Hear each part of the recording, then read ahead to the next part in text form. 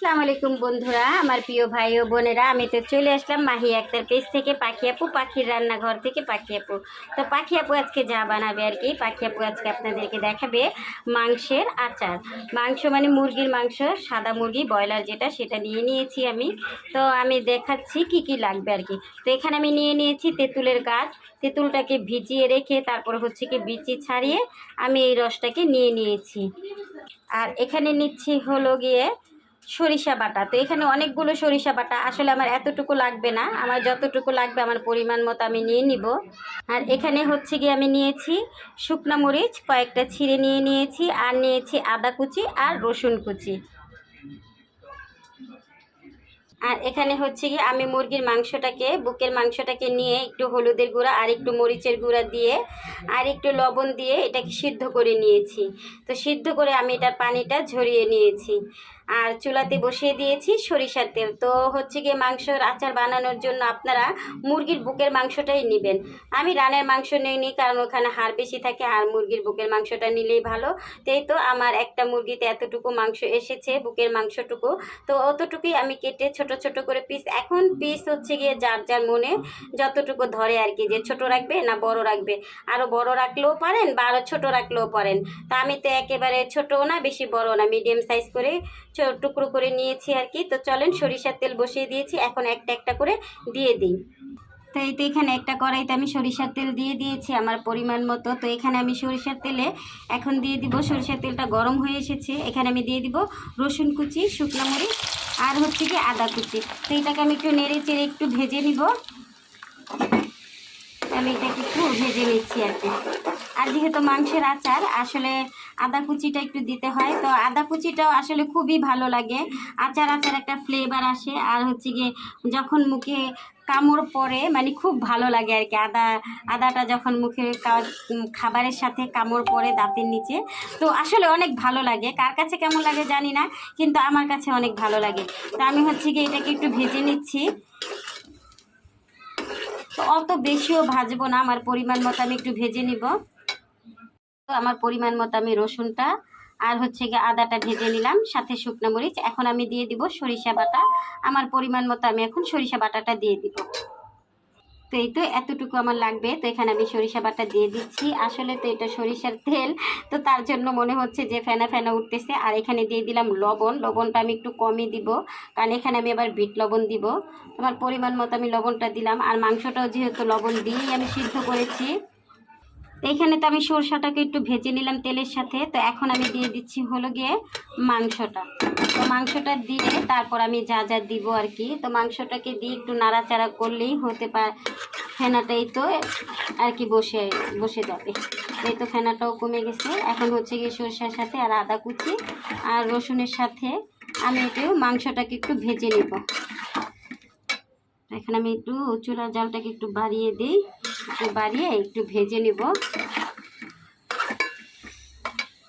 আসলে আমি হচ্ছে গিয়ে মাংসটাকে একটু হলুদ দিয়ে সিদ্ধ করে নিয়েছি, একেবারে সাদা, কেমন যেন আমার কাছে আর কি লাগে সাদা সাদা। তো তার জন্য আমি একটু হলুদের গুঁড়া দিয়ে তারপর সিদ্ধ করে নিয়েছি। দেখেন, এটাকে একটু ভাজা ভাজা করে নিব। এখানে আমি তেঁতুলের টক পুরাটা দিব না, আমার পরিমাণ মতো আমি আর কি দিয়ে নিচ্ছি। তো মাংস অনুযায়ী আর কি দিতে হবে। মাংস আপনি কতটুকু নিলেন, মাংসর পরিমাণের উপরে আপনার এই টকটা আর কি মাপ বুঝে নেবেন, যে না আসলে টক কি অনেকে আছে বেশি খায়, অনেকে আছে কম খায়। তো এইটা আমি তেঁতুলের টকটা এখানে দিয়ে নিলাম। আর মাংসটাকে আমি খুব ভালো করে একটু ভেজে নিয়েছি, কারণ অত ভাজবো না যেন একেবারে হার্ড না হয়ে যায়, যাতে শক্ত না ধরে আর কি। তো এখানে আমি আরও দিব। তো এখানে দিয়ে দিলাম বিট লবণ।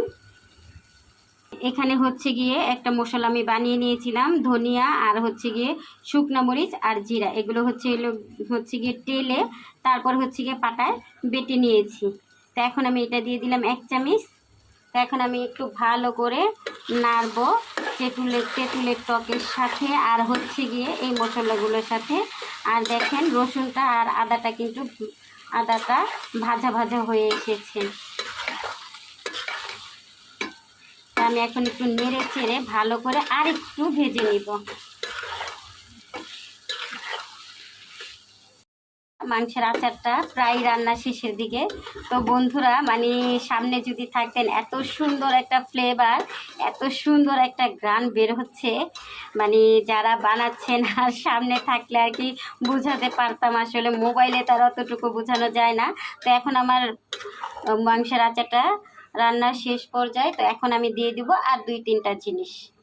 তো এখানে আমি একটু সিরকা ব্যবহার করব, ওই তো এক চামচের মতো। তো সিরকাটা আমি দিয়ে দিচ্ছি সামান্য একটু।